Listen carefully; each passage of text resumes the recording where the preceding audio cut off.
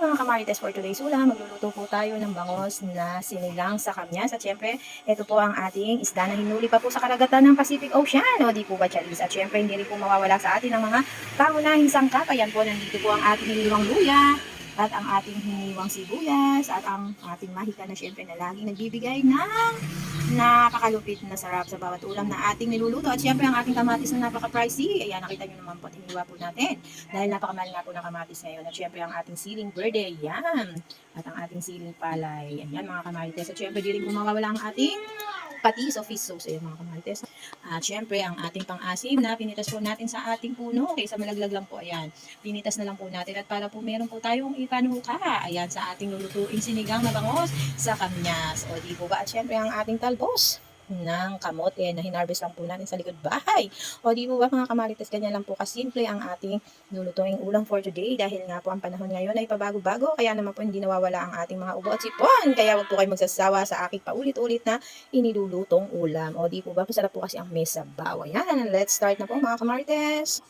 Ayan, mga kamarites, at naglagay na po tayo ng tubig sa ating kasirola. Ayan, tingnan niyo po. At isusunod po natin ilagay dyan ang ating mga pangunahing sangkap. Ayan, at nagpapainit na po tayo ng tubig. Maglalagay po tayo ng patis. Ayan. Siyempre, lalagay na po natin ang ating luya, ang ating iniwang luya, at ang ating sibuyas.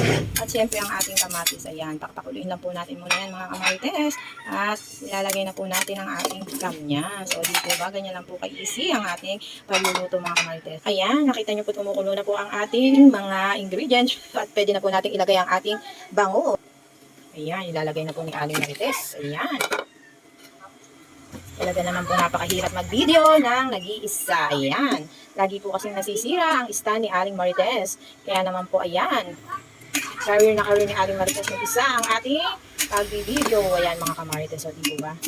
Ayan, at hintayin na po natin siyang kumulo ng kumulo. Ayan, ganyan kasimple, ganyan kadali lang po ang ating lulutuin for today, mga kamarites.